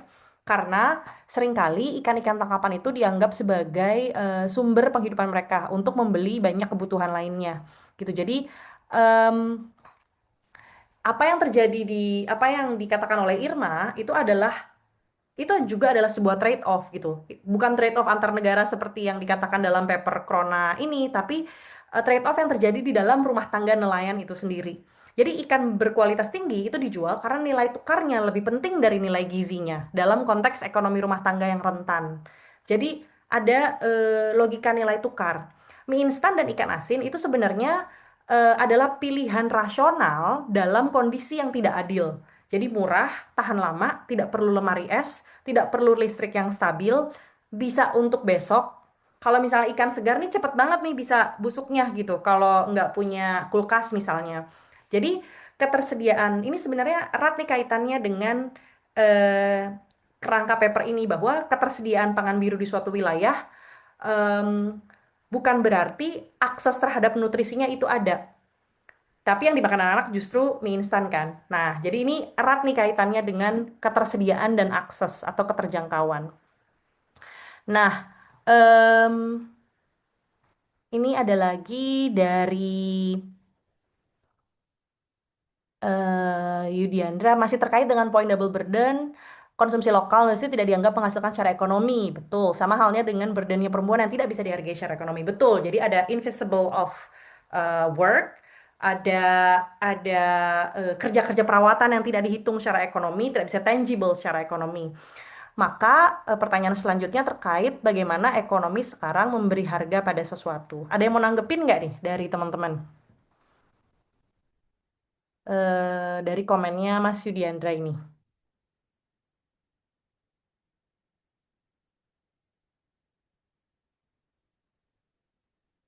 Kalau aku setuju karena ada beberapa hal yang memang tidak bisa diukur secara ekonomi. Bagaimana kita bagaimana ekonomi-ekonomi berbasis kapitalistik yang sekarang kita ada saat ini di sistem tersebut memberi harga pada kerja-kerja perawatan atau kerja-kerja pemberian makan pada keluarga. Kan sulit sekali ya dihargai. Jadi memang ada ketimpangan dalam persoalan sistem pangan. Sehingga sebenarnya sistem thinking itu membantu kita untuk melihat, tidak hanya melihat pangan sebagai sesuatu yang dimakan, tapi juga proses bagaimana makanan tersebut menjadi makanan. Ya, jadi kita balik lagi juga tadi ke bagaimana sistem thinking memberikan kita logika untuk melihat ekonomi itu nggak selalu yang tangible, tapi juga ada yang intangible. Nah, di slideku ini ada diskusi. Pada halaman 104, eh, dikatakan bahwa kerangka dalam paper ini kan dirancang untuk decision makers across public and private spheres. Jadi artikel ini mengklaim menerjemahkan temuan riset global ke tujuan kebijakan yang bisa diterapkan. Menurut kalian setelah membaca paper ini, setelah kita berdiskusi, apa sih yang hilang dalam proses penerjemahan ini untuk konteks Indonesia? Jadi ketika kita mau menerjemahkan riset ke kebijakan, apa sih yang hilang dalam konteks Indonesia? Ya, silahkan Mas Yudiandra. Paling gampangnya Indonesia tuh sama sekali nggak bisa dan nggak boleh untuk dijadikan suatu country average. Jadi, tapi sebenarnya nggak salah juga risetnya. Karena risetnya, well, maybe a bit overclaim ketika bilang ini udah sampai ke level operational gitu. Tapi I think it is a good one untuk sampai ke level jadi pertanyaan. Cuma untuk bisa berguna buat Indonesia, seperti yang tadi Mbak Kiana juga udah menyampaikan, kita harus butuh banget untuk take it a bit deeper sampai ke level lokal. Only if kita melakukan itu, dan bisa diterjemahkan konteks Indonesia. Karena beda kabupaten aja, temu kabupaten yang landlocked gitu, di kabupaten selatannya mepet sama laut, itu konteksnya udah beda banget. Jadi, I think itu yang bisa kita tambah untuk menerjemahkan ke konteks Indonesia. Itu level, ini ngebantu kita untuk membuat pertanyaannya, I think it is good.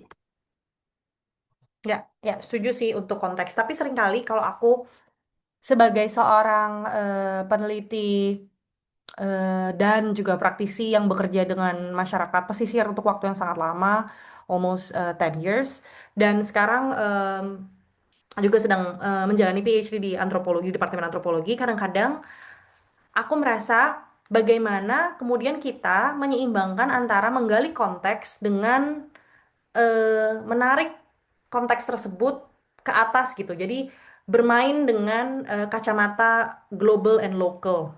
Mungkin teman-teman ada yang punya pengalaman gitu riset atau iya ya gimana ya caranya riset yang mendalam, kontekstual, tapi juga bisa disambungkan dengan situasi global gitu. Ada nggak pengalaman teman-teman mungkin ada yang mau share? Karena sebenarnya artikel ini adalah artikel dengan kacamata global gitu. Seperti yang tadi sebenarnya dijelaskan oleh Mas Yudiandra juga. Jadi kendalanya adalah bagaimana kita menuju ke kedalaman tanpa memutus relevansinya dengan global. Itu menurutku sebuah pengalaman yang cukup sulit juga ya dalam mengerjakan riset yang seperti itu. Jadi kita juga tetap harus menarik, oke konteksnya apa nih di global, oke konteksnya apa nih di lokal. Ada teman-teman yang punya pengalaman yang sama nggak kira-kira? Mungkin teman-teman dengan background riset, memakai data global misalnya, atau teman-teman di NGO, ada nggak di sini?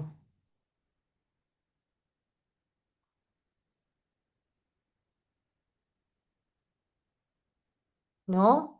Kebanyakan praktisi di sini atau apa? Kalau belum ada, oh ya, silahkan. Shiva, Oke, mohon izin ya, aku off cam. Suaranya kedengeran nggak ya? silahkan. Kedengeran, kedengeran.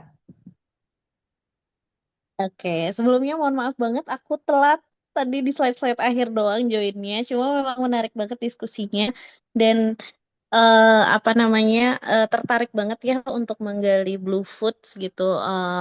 Walaupun mungkin ini nanti for the context aku minta penjelasan lagi ya. Apa mungkin di awal sudah dijelaskan juga, mungkin nanti at the end bisa juga. Tapi menarik banget tadi apa namanya apa namanya awalnya gitu ya pertanyaannya tadi terkait gimana kita bisa menggabungkan antara hasil dari global gitu ya atau misalkan informasi yang kita dapat globally untuk diimplementasikan atau mungkin dilakukan secara locally walaupun memang pastinya banyak banget gap dan perbedaan kayaknya PR di kita itu juga adalah bagaimana sebenarnya lokal-lokal knowledge yang ada di kita tuh belum keangkat juga gitu. Kayak em, ya tadi sesimpel contohnya nama ikan di wilayah A, B, C bisa jadi beda gitu. Dan ternyata di konteks secara teoritis pun itu beda gitu ya. Belum ngobrolin terkait kandungan gizinya. Bisa jadi dengan spesies yang sama di daerah A dan B itu juga pasti beda gitu ya. Karena lingkungannya beda, kemudian juga pastinya mempengaruhi kandungannya juga gitu.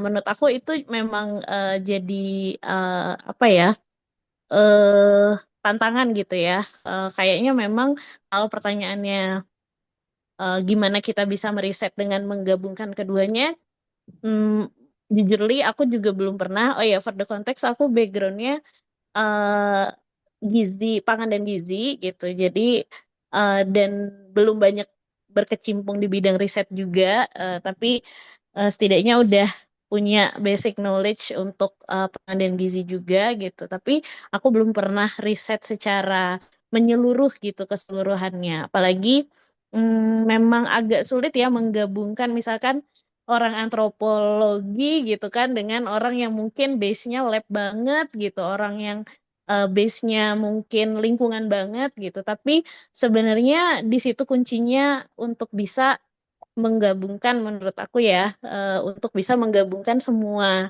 pertanyaan tadi gitu. Gimana misalkan menggali local knowledge-nya mungkin teman-teman di antropologi akan lebih bisa gitu, tapi untuk menggabungkan konteksnya apakah ini sesuai dengan teori ataupun global knowledge itu juga perlu orang-orang yang di makro gitu ya, untuk bisa connecting the dots ataupun connecting the lines kayak gitu.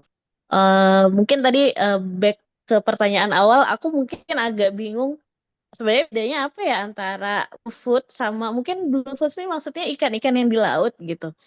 Karena aku sendiri meng-highlight banyak sebenarnya di Indonesia itu eh, ya mungkin nggak semuanya ya, aku nggak bisa bilang secara generally Indonesian people gitu, tapi di sekitarku aja nggak banyak dari orang sekitar itu yang cukup aware dengan aquatic foods gitu ya. Misalkan bahkan ada juga yang cukup picky pengennya ikannya ikan laut gitu. Kalau ikan air tawar tuh apakah masuk blue foods ya? Tapi mungkin masuk aquatic foods. Nah, mungkin itu juga jadi gap juga karena ikan di kita yang banyak banget sebenarnya itu belum terdefinisi ataupun ya boro-boro sampai ke kandungan gizinya gitu ya, tapi terdefinisi aja belum gitu. Nah, mungkin aku yang bukan backgroundnya perikanan, mungkin dari teman-teman yang perikanan ada yang bisa sharing nggak ya terkait itu gitu. Karena aku ngelihat ikan air tawar dan air laut kayak ada perang tak kasata gitu, tapi di satu sisi sebenarnya banyak kelebihan yang bisa digali juga gitu untuk konsumsi di lokal lokal ya daerah, maksudnya daerah yang mungkin kalau dia jauh dari pesisir ataupun dia dekat dari pesisir gitu. Mungkin itu dari aku. Setuju banget masukannya. Eh, tadi jawabannya berarti di dua kata kunci ya. Tadi yang pertama aku dengar local knowledge, Em, dan yang kedua itu adalah penggabungan interdisipliner gitu. Em, supaya bisa menggabungkan antara global dan lokal. Tapi aku mau menjawab juga tadi pertanyaannya mendefinisikan blue foods itu sebagai apa. Sebenarnya definisi di awal yang tadi aku sebutkan dan juga berdasarkan artikel ini adalah blue foods itu sebagai semua pangan yang bersumber dari ekosistem perairan laut, sungai, danau, baik hasil tangkapan liar maupun budidaya. Jadi definisi ini memang sengaja dibuat luas untuk mencakup keragaman yang selama ini diabaikan ketika orang hanya bilang ikan gitu. Jadi blue foods itu bukan hanya ikan.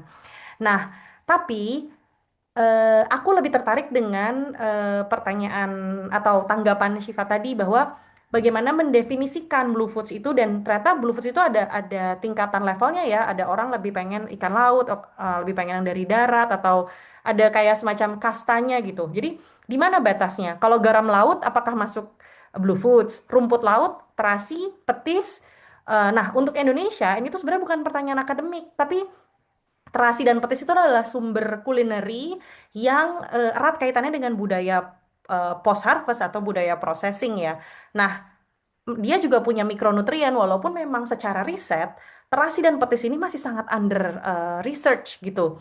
Padahal hadir di setiap meja makan, berapa banyak makanan kita yang ada petis dan terasinya, tapi hampir tidak pernah masuk dalam diskusi kebijakan pangan biru karena this is very very related to Indonesian cuisine.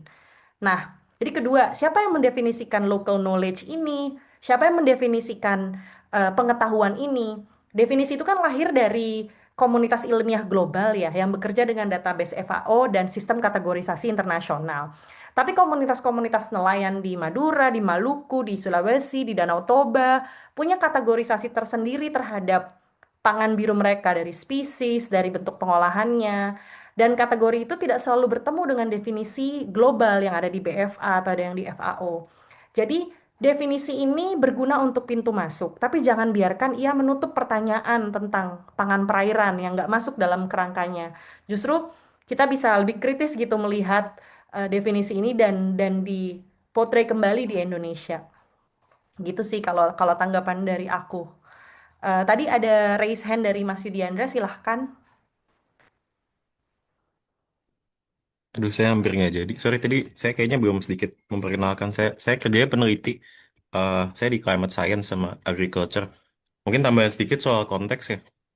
Yang disampaikan soal konteks in one hand benar dan sangat penting, tapi eh, mungkin kalau kerja dan terutama kaitannya sama global, emang ujungnya kita harus nyari kayak jembatannya atau bahasa yang relevan untuk both lokal dan untuk global.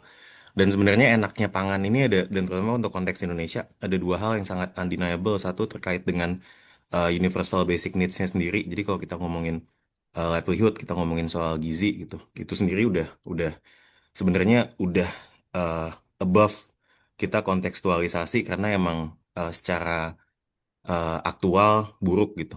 Dan satu lagi yang kalau misalnya kita balik, kita tariknya dari global, semuanya sebenarnya termasuk pangan, termasuk GoFood itu eh sebenarnya terikat banget sama sama sistem global dan itu masuk ke energi dan masuknya ke minyak. Karena all things yang ada dan kita kita kerjakan dari harvesting sampai pasca panen sampai deliver sampai ke meja atau ke retail semuanya di Indonesia ini dan di mana-mana sangat tergantung sama bahan bakar dan 80%-nya itu minyak. Jadi ketika kita ngomonginnya well emang saat ini eh, akan terkena dengan perubahan harga gitu. Nah, itu akan terkena sampai ujung ke ujung gitu. Dan sangat relevan untuk GoFood karena semua kapal sekarang jalannya pakai diesel. Majority of cold chain nyalanya pakai diesel karena lokasinya remote. Jadi itu kalau misalnya kita ngambil dari global to bridge bagaimana ini bisa masuk bukan cuma jadi pembahasan pangan, bukan cuma jadi pembahasan antropologi, tapi masuk ke yang mainstream terkait dengan climate, terkait dengan energi. Sebenarnya pintunya gede banget ada di situ.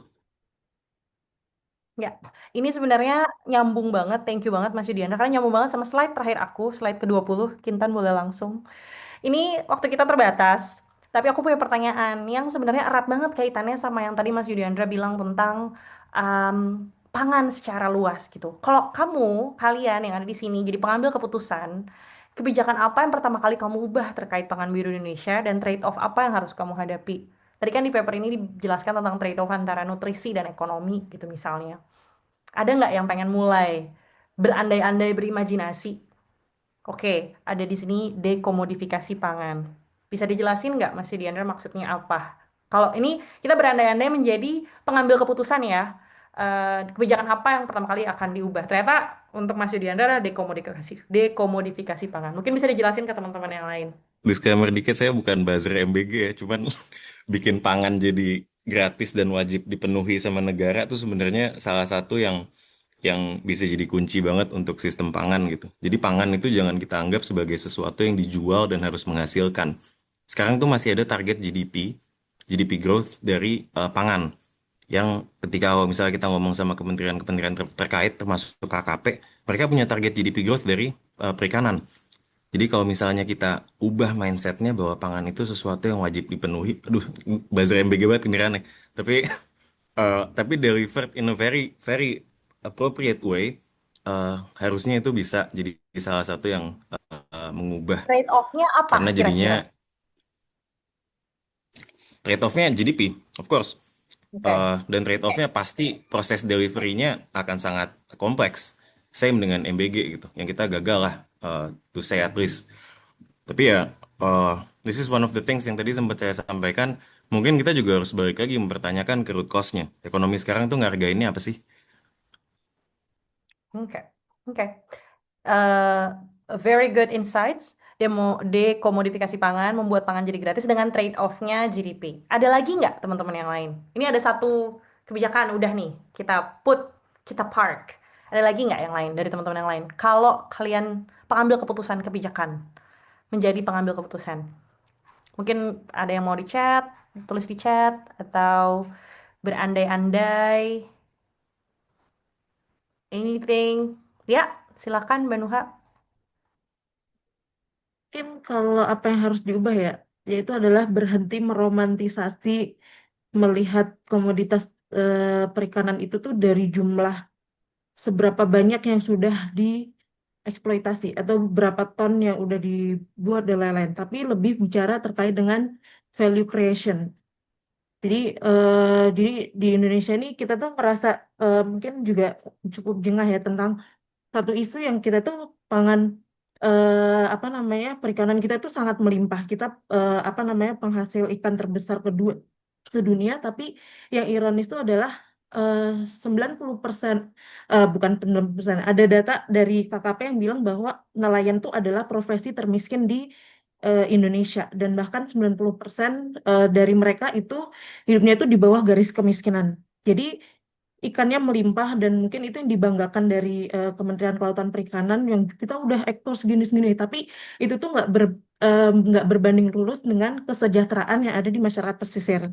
Jadi mungkin aku akan mendorong agar kebijakan tuh lebih mengarah tentang bagaimana kita nggak cuman mengekspor ikan mentah, tapi kita bagaimana caranya mengolah ikan itu tuh bisa jadi ada value creation. Syukur-syukur dia bisa ikan itu tuh jadi, kan isu sekarang tuh adalah karena ada isu mudah busuk ya, tentang bagaimana kita bisa menciptakan agar ikan ini tuh bisa didistribusin sampai ke pelosok-pelosok yang ada di gunung-gunung gitu, sehingga distribusi eh, protein ini nih merata gitu di seluruh anak-anak Indonesia. Jadi itu salah satu contoh buat penerapan value creation. Terus juga di sisi lain, dengan kita melihat isu di Indonesia itu kita dianugerahkan ikan yang melimpah, itu tuh harusnya juga bisa diolah untuk jadi sesuatu yang kan di sini kita punya kampus yang udah canggih-canggih gitu, itu kenapa kita nggak coba mengolah dari ikan tersebut diubah jadi fertilizer, atau mungkin dijadiin pupuk, atau juga pakan ternak, dan karena itu kan semuanya berbasis asam amino protein gitu. Jadi harusnya kita udah mulai melihat bagaimana kita nggak lagi ngelihat seberapa banyak ikan yang udah kita eksploitasi terus kita kirim keluar, tapi lebih ke bagaimana caranya kita bisa membuat negeri ini tuh penyerapan ikan lokalnya itu tuh optimal dengan cara kita memperbanyak instalasi teknologi pengolahan itu gitu. Jadi mungkin kalau dapat kesempatan itu ya mungkin aku akan fokus ke situ sih, Mbak. Oke, jadi value creation ya. Ya, ada juga beberapa teman-teman yang udah chat di sini. eh Pengambil kebijakan saya akan mendukung para nelayan dengan memberikan subsidi BBM supaya harga Blue Foods affordable, menurunkan harga BBM, yaitu cost yang sangat besar ya. Jadi ada dua cost yang sangat besar untuk komunitas nelayan, terutama nelayan tangkap. Yang pertama adalah bensin, karena itu sangat berkaitan dengan em, durasi mereka pergi tangkap. Jadi semalaman atau berapa hari atau sekian hari, dan itu juga erat kaitannya dengan besar dari kapal, gross ton sekian gross ton. Dan yang terakhir adalah harga es. Jadi es itu juga ternyata karena itu erat kaitannya dengan menjaga kualitas ikan, kesegaran ikan, dan ikan itu value-nya erat sekali dengan freshness. Jadi ongkos es itu juga besar. Kalau saya, kayaknya saya bakal explore cold chain deh, karena eh, khususnya dikaitkan dengan konteks Indonesia, ikan segar itu cold chain itu bisa macam-macam ya, bisa bergerak dari nelayan skala kecil ke dapur dapur MBG atau dapur-dapur ibu-ibu pada umumnya atau pasar. Dan untuk mempertahankan nilai gizi itu kita butuh cold chain. Tapi trade-off nyatanya sebenarnya di infrastruktur dan siapa yang mengkontrol cold chain ini sendiri. Karena cold chain itu butuh listrik stabil, freezer, truk pendingin, fasilitas penyimpanan. Nah, di pulau-pulau kecil ini, yang Indonesia banyak pulau-pulau kecil itu kan tidak merata. Jadi kapasitas membangun dan pengoperasiannya biasanya itu bukan koperasi nelayan ya, tapi perusahaan logistik besar. Jadi trade off-nya itu kayaknya kalau aku. Jadi cold chain ini it's a very politically decision, infrastruktur yang membawa logika ekonomi tertentu gitu. Jadi harus hati-hati juga. Tapi kayaknya aku pengen mengeksplor ke arah sana. Ada yang mau menanggapi? Ya, Mas Yudiandra silahkan. Nggak membantah, tapi malah menambah sedikit soal cold chain. Yang bikin menarik soal cold chain, karena tadi saya sampaikan terkait dengan diesel ya, karena most of the location-nya remote, jadi akan sangat bergantung sama diesel. Cold chain itu salah satu, dan cold chain untuk perikanan ya, salah satu teknologi yang ketika kita bandingkan dengan harga, kalau ngomongin renewable energy, itu masuk. Karena versus diesel. Bahkan kalau kita pasang solar panel untuk ice maker, plus cold chain, plus baterai, ketika dibandingkan dengan reliability dan accessibility dan affordability-nya diesel di daerah terpencil, cold chain itu masih, cold chain plus renewable energy, solar panel misalnya, itu masih sering kali harganya masuk. Itu nggak menyelesaikan yang Mbak Kiana tadi sampaikan terkait dengan politik dan kebijakan dan lain-lain ya. Karena jualan diesel itu juga parts of politik. Cuman technically speaking, on paper itu salah satu di mana RI menang, dan RI menang tuh jarang banget karena batu bara murah. Tapi ketika versus diesel, harganya masuk. Berarti artinya dimungkinkan jika ada political goodwill, gitu nggak sih? I think saya lebih suka pakainya market will sih, karena political Oke. will di sistem kita pun market will. No, that's a very fair argument. Political will versus market will. But that's maybe for another paper. Terakhir untuk Mbak Ratih Kusuma, silahkan sebelum aku tutup karena udah digedor Kintan. Silahkan Mbak Ratih. Ah, Loh, iya, mohon izin menyampaikan sedikit pendapat ya. Saya background perikanan, cuman mungkin ilmu saya juga masih terbatas terkait perikanan. Ingin menyampaikan saja, saya pernah menjadi seorang penyuluh perikanan dan memang ini jadi pembahasan utama banget, penting banget di kita bagi seorang penyuluh itu bagaimana mensosialisasikan makan ikan. Dan tadi benar memang pembahasan bahwa ikan itu tidak terbatas pada ikan laut atau ikan darat, bahkan rumput laut pun terkategori sebagai ikan gitu kan. Dalam perundang-undangan sudah disampaikan ada 10 jenis ikan dan termasuk rumput laut pun itu ikan gitu kan. Terus kemudian itu bentuknya hanya ikan, tapi bagaimana cara penanganannya, kemudian pertahanannya dari kata busuk atau dari kemunduran mutu, itu memang Indonesia banyak banget eh, cara menanganinya gitu kan. Dan mungkin ini tidak sama dengan yang terjadi di global gitu kan. Kalau global mungkin terbatas hanya di frozen, kemudian dimakan mentah secara langsung. Tapi kalau Indonesia banyak banget, tadi ada yang udah disebut sebagai apa namanya? Dibuat ikan asin, dibuat petis dan lain sebagainya. Tapi mungkin kalau secara global memang tidak seberaneka ragam Indonesia mengolahnya, dan ini luar biasa sekali kalau kita sebagai penduduk Indonesia itu punya penanganan ikan yang lebih beragam daripada yang ada di global. Hanya perbedaannya tidak semua apa ya diteliti atau tidak semua menjadi eh, apa ya sumber atau bahan penelitian secara global. Tapi di luar itu semuanya kita di perikanan itu pernah meneliti bagaimana kandungan nutrisi-nutrisi yang ada pada olahan-olahan yang itu bentuk pengawetan dari ikan itu sendiri gitu kan.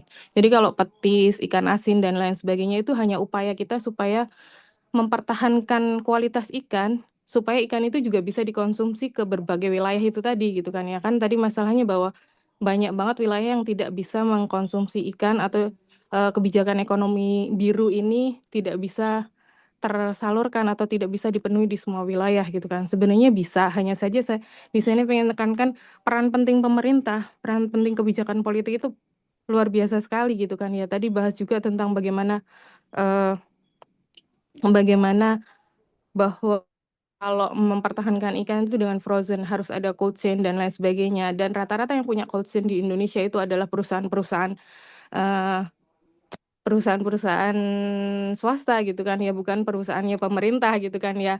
Dan kalau perusahaan swasta otomatis kita tahu bahwa itu semua apa namanya dikategorikan untuk mendapatkan keuntungan ya. Kembali lagi kita berada di dalam sistem kapitalis gitu kan. Tapi kan tidak semua masyarakat mampu untuk mendapatkan atau untuk memenuhi kebutuhan ikan ini dengan mengikuti trade atau ritmenya sistem kapitalistik ini, marketnya ikan ini tadi gitu kan ya. Nah, maka di sini penting banget kebijakan dari pemerintah atau politik sains ini tadi.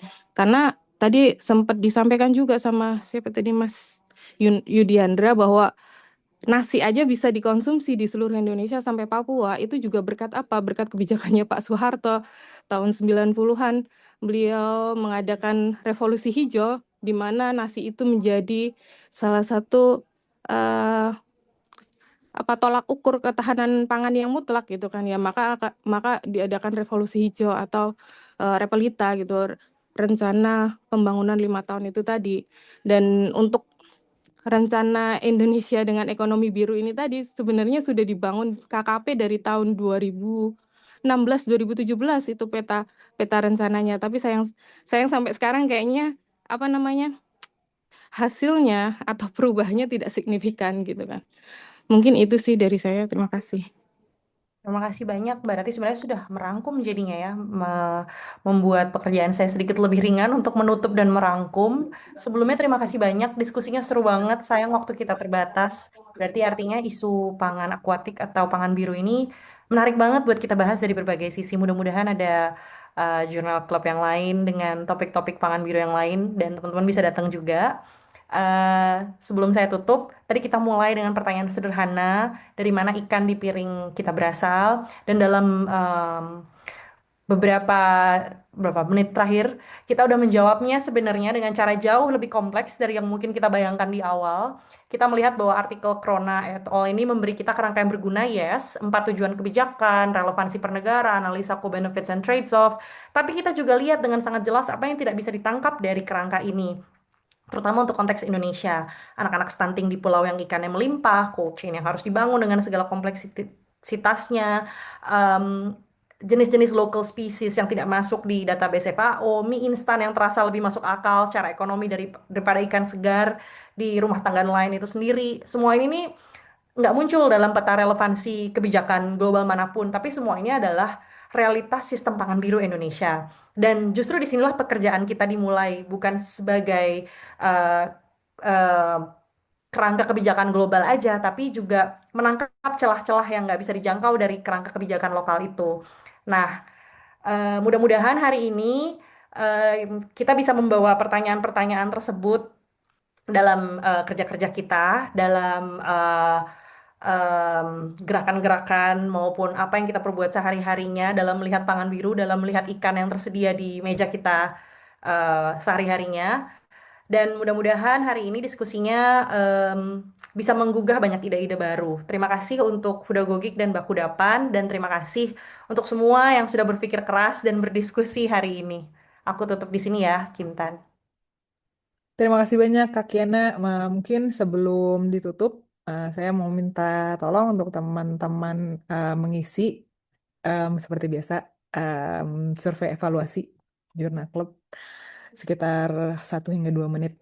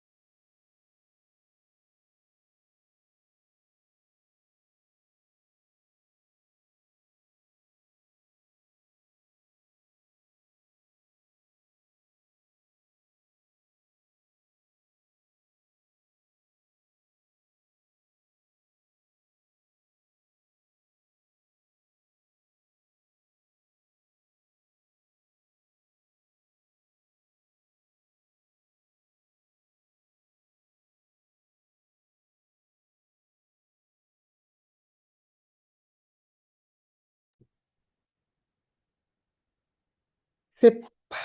Mungkin sambil teman-teman mengisi, aku mau minta tolong Sali untuk dokumentasi. Kalau teman-teman berkenan untuk diambil gambarnya, boleh menghidupkan kameranya.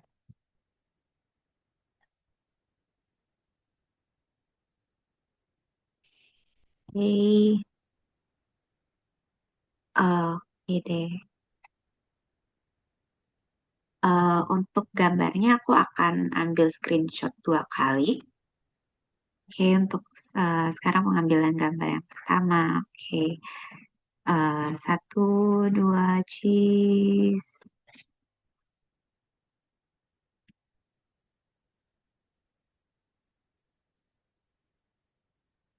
Oke, sekali lagi. 1, 2, cheese.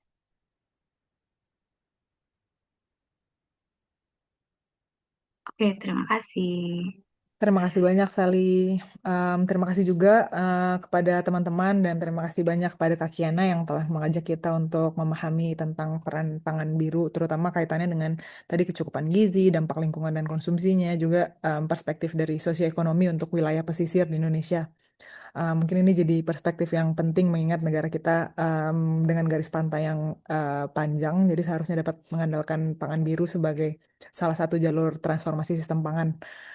Semoga diskusi hari ini bisa jadi langkah kecil gitu ya untuk mengupayakan transformasi sistem pangan berkelanjutan. Terima kasih atas kehadiran teman-teman dalam acara Jurnal Cup bulan ini. Mohon maaf jika ada kekurangan selama berlangsungnya acara. Kalau ketinggalan, nanti rekaman Jurnal Club ke-12 ini dapat diakses di channel YouTube Fudagogik dan informasi Jurnal Club untuk bulan selanjutnya dapat diakses melalui website, Instagram, maupun LinkedIn Fudagogik. Sekian mungkin saya tutup. Terima kasih banyak. Selamat malam, selamat istirahat teman-teman. Terima kasih.